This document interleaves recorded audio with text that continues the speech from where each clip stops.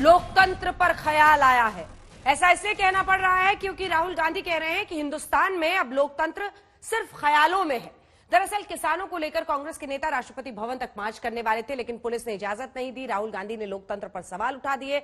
जवाब में बीजेपी ने 1974 के इमरजेंसी की याद दिला दी। आज टक्कर में सामना होगा डॉक्टर संबित पात्रा का भारतीय जनता पार्टी की तरफ से और रोहन गुप्ता होंगे कांग्रेस पार्टी की तरफ से। लेकिन टक्कर की शुरुआत हो उससे पहले ये रिपोर्ट।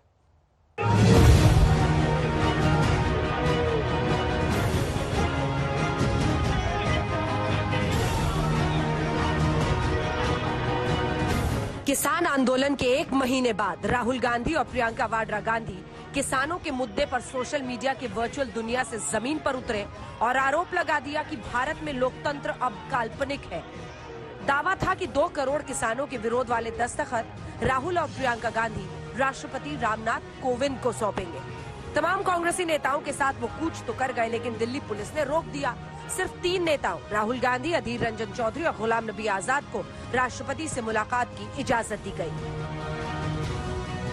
बाहर आकर राहुल बोले, देश में कोई लोकतंत्र नहीं है, देश में यह हकीकत में नहीं केवल कल्पना में ही है। ये कौन सी देश की बात कर रहे हो? डेमोक्रेसी या मतलब कौन से देश की बात कर रहे हो? इंडिया की बात कर रहे हो? इंडिया में कोई डेमोक्रेसी नहीं है। डेमोक्रेसी इंडिया में ये मतलब आपके इमेजिनेशन में हो सकती है, मगर रियलिटी में है नहीं। बीजेपी की तरफ से मोर्चा संभाला केंद्रीय मंत्री गिरिराज सिंह ने। कहा राहुल को इतिहास पढ़ना चाहिए। शायद वो इतिहास नहीं पढ़े हैं। भारत के इतिहास में काले अक्षर में 1974 का इमरजेंसी है, राहुल गांधी को पढ़ ले। सरकार पर प्रहार करते हुए राहुल गांधी ने लोकतंत्र की कमजोरी की पूरी बिसात भी समझाई थी। उनका आरोप है कि जो भी प्रधानमंत्री के खिलाफ खड़ा होता है उसे आतंकी बोल दिया जाता है। किसान खड़ा होता है तो उसे आतंकवादी कह दिया जाता है। मजदूर हो या विरोधी पार्टी, सबको आतंकवादी और राष्ट्र विरोधी बता दिया जाता है। जो भी नरेंद्र मोदी जी के खिलाफ खड़े होते हैं वो उनके बारे में कुछ ना कुछ गलत बोलते रहते हैं।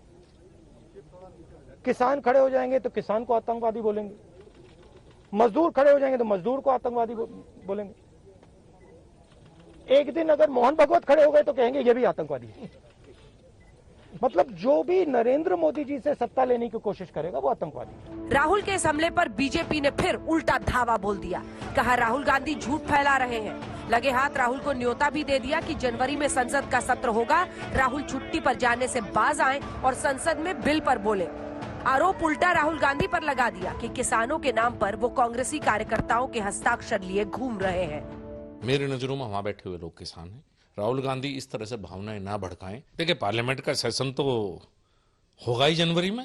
राहुल गांधी आए, अगर उन्हें विदेश से छुट्टी मिलती हो विदेश जाने से, तो कभी कभी पार्लियामेंट आ जाया करें और अपना बोलने का प्रयास करें, अपनी बात वहां रखें। 3 करोड़ सिग्नेचर कह रहे हैं वो तो किसान। ये उनकी पार्टी के किसान नहीं है, ये वाकई किसान है और नॉन पॉलिटिकल उद्देश्य से है। राहुल गांधी का जो एजेंडा है वो किसान कामयाब नहीं होंगे। पिछले दिनों एक कार्यक्रम में नीति आयोग के सीईओ अमिताभ कांत ने एक जवाब में भारत में टू मच डेमोक्रेसी यानी ज्यादा लोकतंत्र की बात की थी, जिस पर जमकर विवाद हुआ था। हालांकि उन्होंने बाद में सफाई दी थी कि उनका बयान चीन से तुलना के संदर्भ में था। और आज राहुल गांधी के इस बयान के बाद बहस टू मच डेमोक्रेसी बनाम नो डेमोक्रेसी पर छिड़ गई है। मुद्दा किसानों का जरूर है, लेकिन इसी बहाने सवाल देश में विरोध करने की आजादी पर छिड़ गया है। शाहीन बाग से लेकर किसान आंदोलन तक क्या सरकार विरोध की आवाज दबा देती है? क्या हाँ में हाँ मंजूर लेकिन ना करने वाले देशद्रोही करार दे दिए जाते हैं? काल्पनिक लोकतंत्र है या ये सवाल? आज तक ब्यूरो।